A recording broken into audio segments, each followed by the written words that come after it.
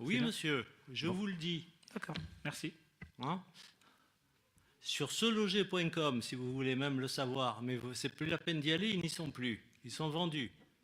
Monsieur le maire, on a quand même le droit de vous poser des questions sans que vous paraissiez agacé par nos questions. Je ne suis pas Le agacé. le conseil municipal est également Je fait ne pour suis pouvoir pas poser des agacé questions. par vos questions, monsieur D'accord. Bombou Liota. Je suis agacé par votre suspicion. Non, donc vous êtes bien agacé. Monsieur le maire, mes chers collègues, avant tout, permettez-moi de faire une petite incise, puisque nous abordons un sujet non essentiel. Étant adjoint à la culture et à la vie associative, il me semble normal d'apporter mon soutien plein et entier au domaine culturel et associatif. Mes talents de chanteur s'arrêtant là, j'aurais pu reprendre une chanson de Grand Corps Malade, mais je vais vous épargner cela, il pleut dehors. La suite logique pour le logement qui est situé 8 rue Jules Rému. Donc nous avons bien évidemment fait évaluer la valeur de ces logements avec d'une part le service des domaines et d'autre part 2 agences immobilières de notre commune. Monsieur Bombouliota. La première question est de savoir quelles sont les agences immobilières. Vous avez dit qu'il y avait 3 agences immobilières qui ont eu à faire des propositions. J'ai dit 2 agences immobilières. D'accord. Donc quelles sont les 2 agences immobilières qui ont eu à faire l'évaluation justement du coût de des biens immobiliers? La deuxième question est de savoir quels sont les critères justement qui donnent accès à l'achat de ces biens immobiliers. Sur quels critères vous basez justement pour décider quelle est la personne au sein de notre commune qui aura accès à l'achat de ces biens? Alors, les 2 agences immobilières, parce que je vous ai parlé de 3 évaluations, une des domaines et de 2 agences immobilières de la commune. C'est Agence City et Century 21. Donc, vous pouvez être rassurés. Nos collègues qui siègent ici et qui travaillent dans une autre agence immobilière n'ont pas été consultés sur ce chapitre-là. Et votre seconde question, c'est Monsieur Bachet s'était manifesté depuis déjà plusieurs mois sur le fait de savoir si la mairie, si la ville pensait à vendre l'un des logements. Il se porterait acquéreur, donc il s'est porté volontaire depuis déjà plusieurs semaines. Et l'autre donc s'est également porté acquéreur sur une annonce qui est parue chez l'une des agences immobilières que nous avons consultées. Oui, je ne doute pas du fait qu'il se soit porté acquéreur. Ma question était de savoir quels étaient les critères pour justement faire demande. À partir du moment, je pense qu'il y a, excusez-moi, je pense qu'il y a peut-être d'autres lognos qui auraient aussi pu prétendre à cela. Donc, quels sont les critères pour pouvoir prétendre à l'achat de ces biens qui sont mis en vente? Il faut se manifester. D'accord, mais les critères, c'est quoi? On se manifeste par quoi? Il n'y a pas de critères. Mais comment fait le logno lambda pour pouvoir justement prétendre à ces biens-là? C'est ça la question. Alors, quand vous voyez, je ne sais pas, monsieur Bomboliota, quand vous voyez une annonce sur la vitrine d'une agence immobilière et que vous pensez que ça peut vous intéresser, vous entrez dans l'agence immobilière et vous faites part de votre volonté d'acheter un logement. Je connais très bien comment se passe l'achat d'un bien immobilier, parce que je suis pas, moi-même acquéreur de biens. C'est pas la question. Moi, je vous dis, ce sont des biens qui sont vendus par la mairie. Donc, la question, c'est que je me dis que si c'est vendu par la mairie, il y a certainement un process qui donne accès à ces informations à la population pour qu'elle puisse savoir qu'au sein de la mairie, il y a des biens qui sont vendus qui sont cédés par la mairie et qui sont proposés à des agences immobilières pour pouvoir les vendre. C'est ça que je suis en train de dire. Est-ce que ce process existe ou s'il n'existe pas, c'est bien au moins. C'est la publication sur le site internet, c'est l'affichage sur la vitrine de l'agence immobilière en question. Donc vous me dites qu'il y a eu une publication sur le site internet qui donnait ces informations. Oui, monsieur, je vous le dis. D'accord, merci.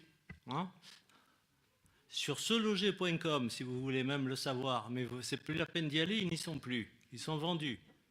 Monsieur le maire, on a quand même le droit de vous poser des questions sans que vous paraissiez agacé par nos questions. Je ne suis pas Le agacé. conseil municipal est également. Je ne suis pas agacé par vos questions, monsieur D'accord. Boumboul Liota. Je suis agacé par votre suspicion. Non, donc vous êtes bien agacé. C'est pas de la suspicion, c'est des choses C'est que de- je ne sais pas. c'est Donc de- je me permets de pouvoir vous poser des questions c'est lorsque de- j'ai des doutes ou lorsque je ne sais pas. C'est de la suspicion. Non, monsieur, j'essaie de dont vous m'informer. faites- C'est de la suspicion Non, dont du vous, tout. faites, dont vous parlez sur ces 3 points-là, parce que votre première question n'était pas innocente non plus. Donc vous présagez de mes questions. Donc Je ne présage pas. Si vous voulez, je vous apporte toutes mes questions, comme ça Je vous ne- pourrez me dire quelles sont les questions que je peux ou ne pas vous poser. Je ne présage pas, monsieur Boumboul-Liota. Bon. Hein, je dis simplement. Donc n'insinuez pas que je vous pose des questions par. Voilà. Je dis simplement que vous posiez des questions, c'est tout à fait normal. Voilà. Que vous suspectiez, Non.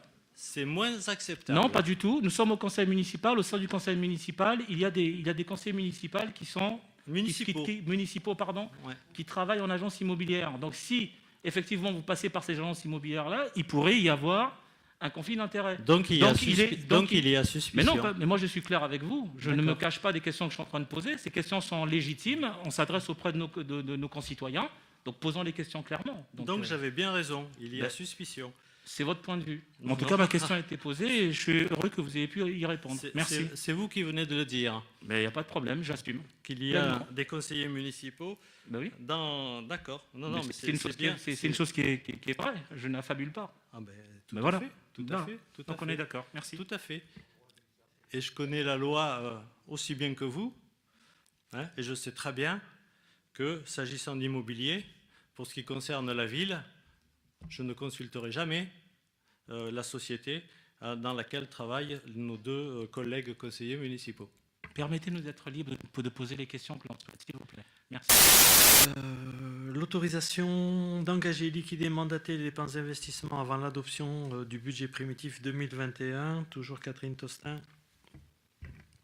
Oui, alors comme chaque année, il convient de se prononcer sur un montant pour ne pas créer de rupture dans les travaux, notamment en matière d'investissement, et donc de voter jusqu'à 25% de la totalité des investissements de l'année N-1, donc 2020.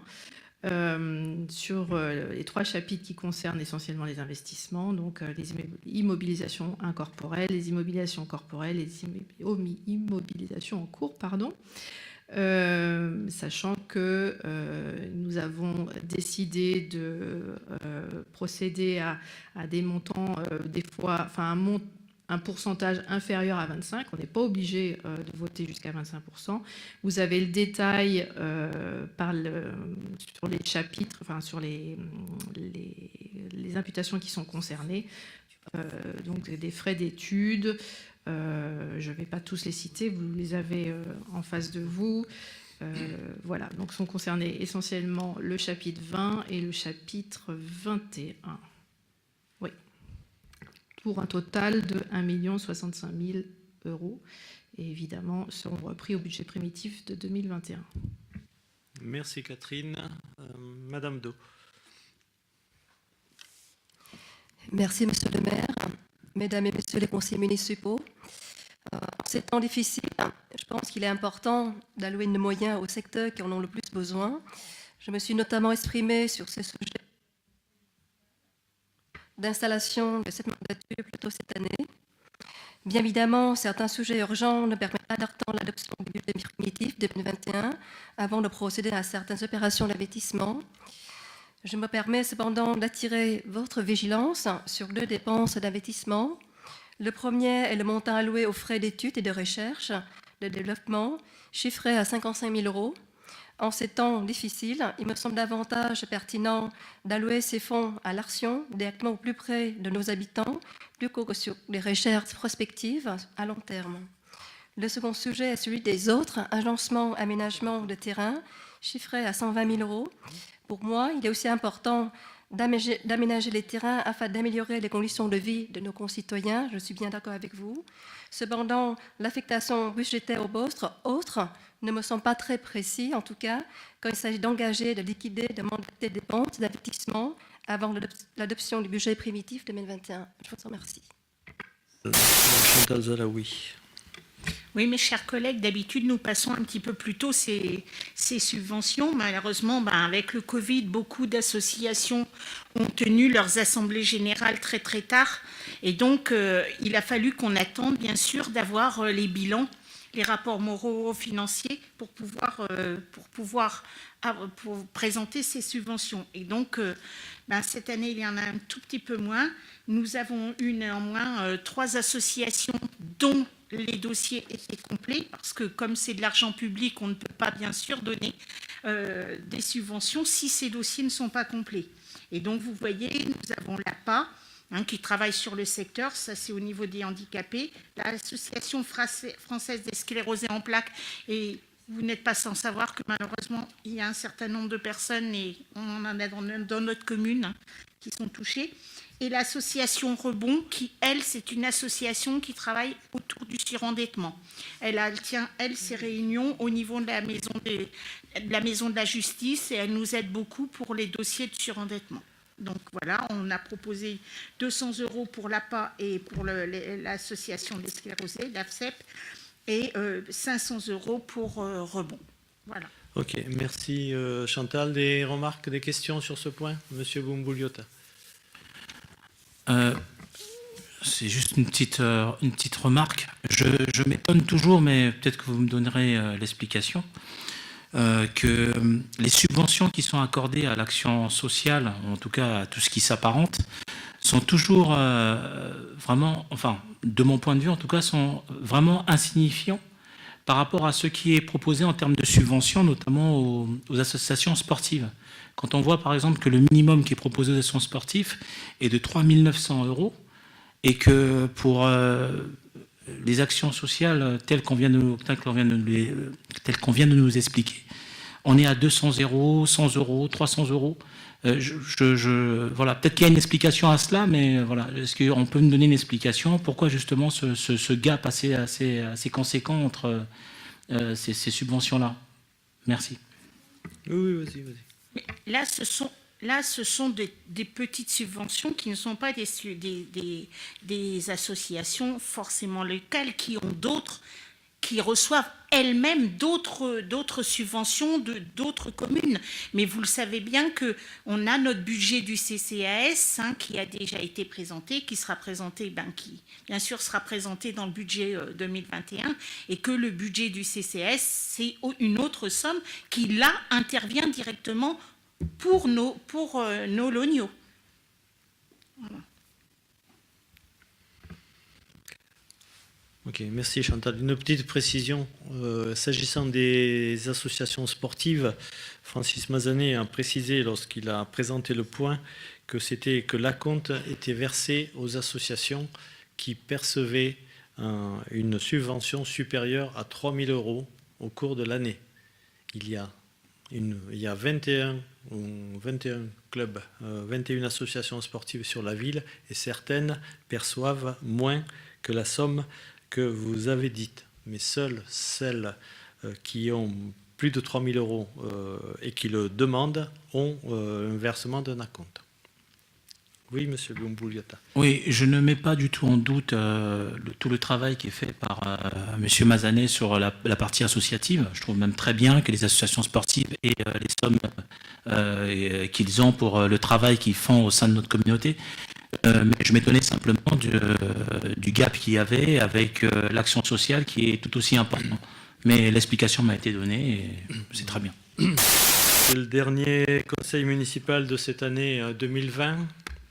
Année annus horribilis, pourrait-on dire, compte tenu du contexte sanitaire que nous connaissons depuis bientôt un an. Nous espérons tous que la situation va s'arranger.